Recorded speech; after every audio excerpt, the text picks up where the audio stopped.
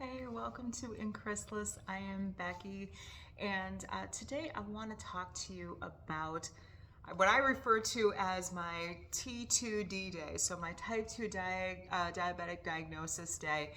And for a lot of us who've been through that, that day can be pretty traumatic. And there is nothing fun about, finding out that you have a chronic long-term condition, something that's going to require a great deal of your attention from this day forward. And so anyway, in this video, I want to tell you a little bit about my story, and then also, perhaps give a little bit of insight and maybe a touch of inspiration to people who have maybe received a type 2 diabetes diagnosis recently, or even the diagnosis of being pre-diabetic. So I'm going to start with this. There's the day you get the diagnosis, and then there's the day you accept the diagnosis. And for many of us, those are two different days. And there are a variety of reasons for that. And I am, living proof that that those are two very different things. And the way we process them and different things that are happening in our lives can absolutely impact how we take that information. So there's a lot of fear that I think goes along with that initial diagnosis. And, one of the first things I would tell someone is, first of all, your life is not over. Your life will continue as it is. The good and the bad, they are going to absolutely continue. However, you're going to have to make some adjustments. And those adjustments might not have to be huge. They can be, relatively simple, relatively small, but this is one of those conditions that's absolutely a marathon. It's just something you're going to have to be aware of as you go forward. And I think also this diagnosis is about you, and you are responsible for managing your condition. This is not something that your family can take care of for you or your friends can take care of. This is something that you have to take care of for you. So I need that to be set up front. I think denial is not going to help you at all. So we as type 2 diabetics have to take full responsibility for our condition. And so that's really where you need to start. I was initially diagnosed at the age of 49, and so that is a very common age. Many people, sometime usually between the ages of 48 and 52. So I was right on target for that, and I think I really knew it was coming. My paternal grandmother died from diabetes complications. My mother is an amputee due to her diabetes complications. In fact, my entire family tree on both sides. There are a lot of my cousins who have type 2. And then I also, have a lot of the physiological symptoms that go hand in hand with the type 2 diagnosis. So, for all of those reasons, I knew that eventually it was going to find me. It doesn't mean I was thrilled when it did. I was not. But I knew that at some point in my life, it was going to find me. And so initially, I had just crossed that line from pre-diabetic into diabetic. And so my doctor had initially put me on metformin. I had made several dietary changes. I was getting more active, so those things were definitely having a positive impact. And then, like what happens to many of us, there was a series of events that took place in my life that really distracted me. And so first of all was COVID. So we were all going into the COVID bubble. My husband received his cancer diagnosis. He has multiple myeloma, which is basically it's a cancer of the plasma cells within the bone marrow. And so we had his treatment. He had a bone marrow transplant. And so, we'd gotten him through that. And we had no more than gotten him through that when my brother-in-law ended up moving in with us. And the day after he moved in with us, he went into hospice care.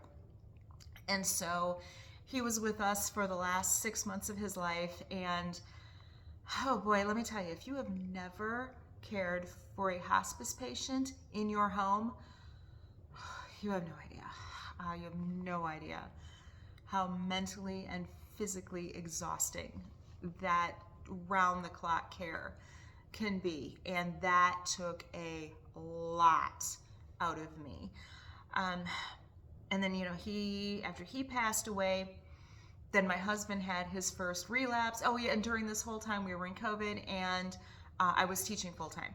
So as you can well imagine, my own health was not even a blip on my radar screen. And while I religiously took my medication every day, I took my metformin, I tried to stay on top of things, it just, I knew I had let a lot of things slip. And so in April of 2025, so April of this year, I went into my doctor's office and I said, okay, I need to know what my A1C is. And it came back at 8.0. Okay, not good. And so we made some adjustments to my medication. And I have to tell you, something in my head just changed that day. It was like somebody walked over to the wall and flipped the light switch. I mean, that is what happened in my head that day. And absolutely everything changed for me. Everything changed in terms of how I approached my condition.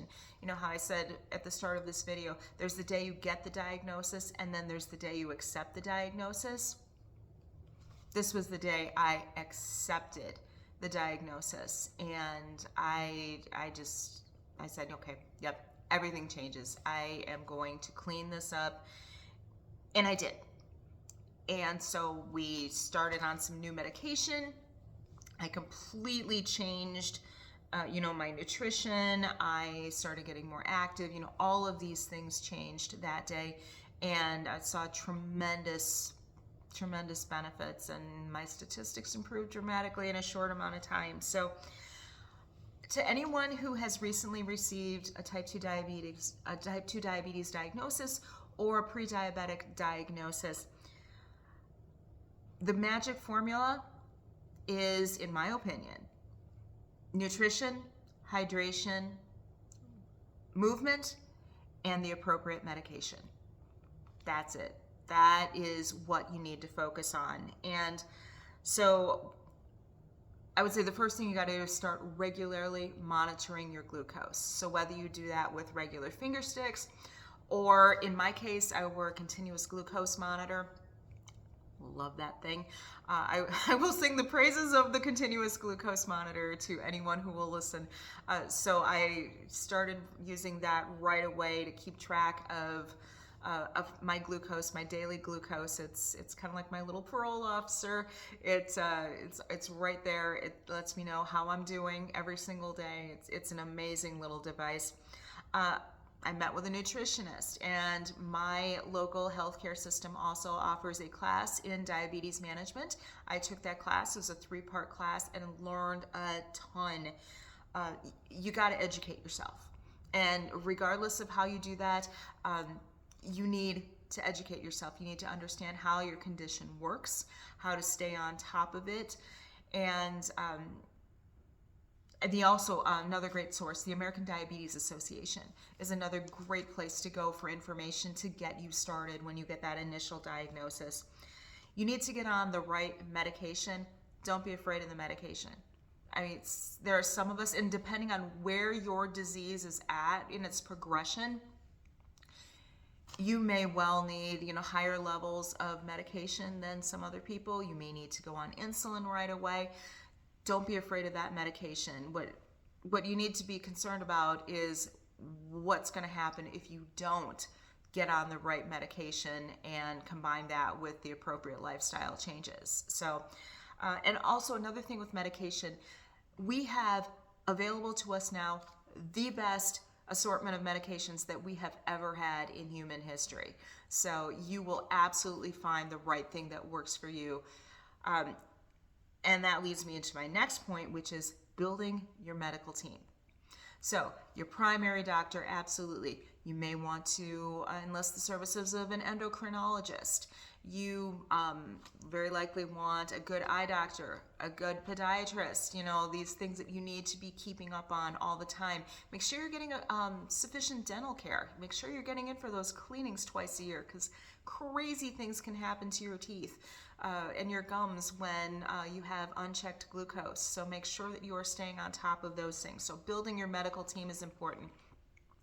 You also need to build your in-home support team, your social network, and I am going to do another entire video on, you know, who you need to be surrounding yourself with, and then also who gets to know. You do not need to be shouting from the rafters that you have a medical condition.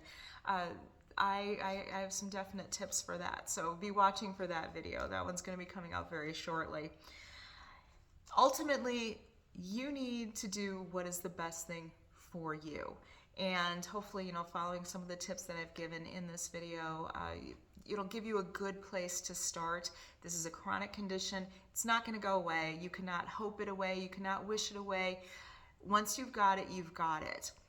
However, you can absolutely manage it. You can keep it in check, and therefore you can stave off a lot of the long-term problems that, you know, unfortunately have really impacted a lot of people.